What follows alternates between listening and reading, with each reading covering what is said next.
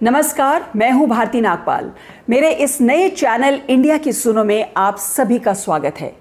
India की सुनो channel के जरिए हमारी कोशिश रहेगी आपके मुद्दों को उठाने की, उन मुद्दों की आवाज नेताओं, मंत्रियों, अफसरों तक पहुंचाने की। हमारा काम बेवजह सरकारों को कोसना नहीं होगा और ना ही रोज ट्विटर पर ट्रेंडिंग खबर देखकर उस पर भाषणबाजी करना होगा।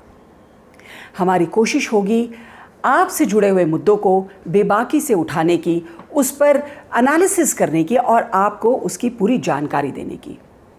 मुझे उम्मीद है मेरी इस कोशिश में, मेरी इस मुहिम में आप मेरा साथ ज़रूर देंगे।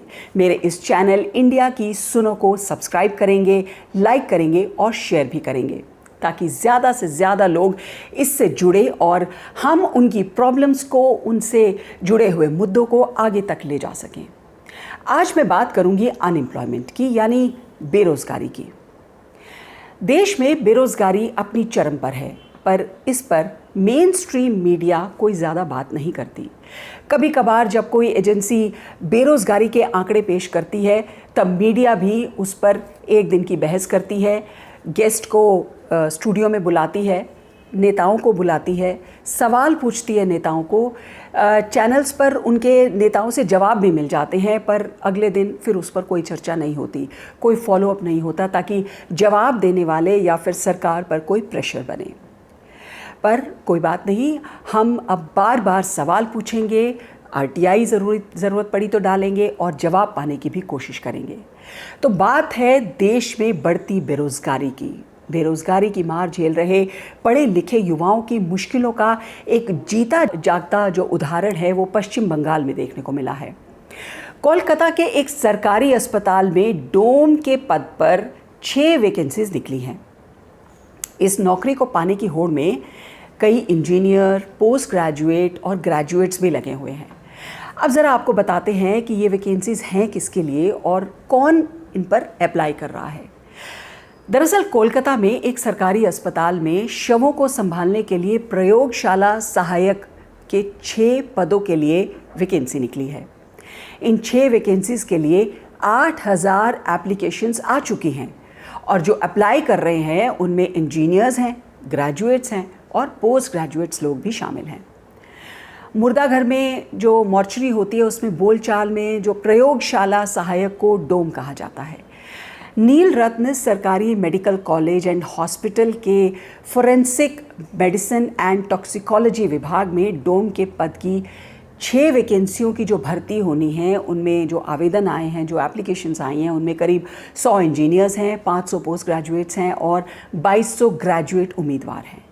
इस वैकेंसी का नोटिफिकेशन पिछले साल दिसंबर में निकला था, जिसके अनुसार इस पद के लिए कम से कम 8वीं पास और उम्र जो है उनमें 18 से 40 साल की होनी चाहिए और सैलरी जो ऑफ़र की गई है वो है 15,000 रुपये महीना।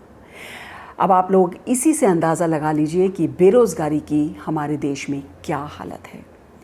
ऐसी और कई वैकेंसीज निकलती होंगी हर राज्य में और वहाँ ऐसे ही हज़ारों लाखों में एप्लीकेशंस आती होंगी।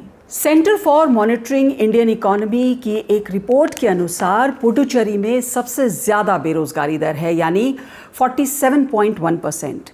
दूसरे नंबर पर है हरियाणा 27.9%, फिर राजस्थान 26.2%, फिर वेस्ट बंगाल 22.1%, फिर गोवा 17.7%, हिमाचल प्रदेश 16.3% और केरला 15.8%।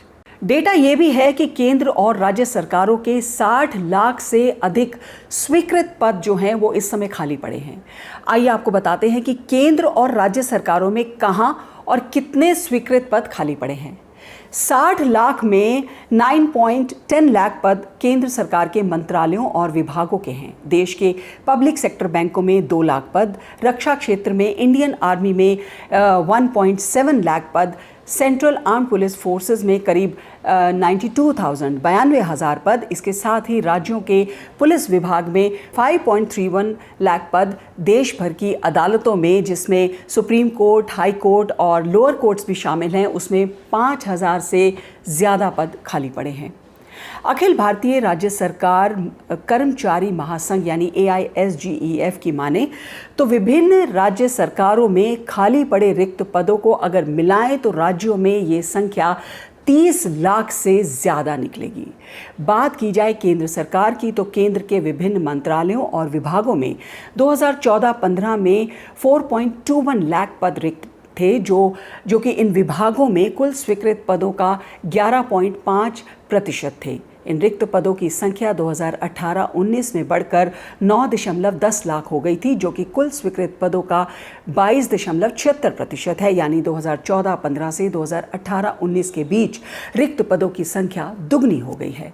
पिछले कुछ सालों से आप ये ज़रूर महसूस कर रहे हों कि साल दर साल विभिन्न विभागों, पब्लिक सेक्टर यूनिट्स, विभिन्न केंद्रीय संस्थानों में, पब्लिक सेक्टर बैंकों में होने वाली नियुक्तियों में दिन प्रतिदिन भारी कमी आई है।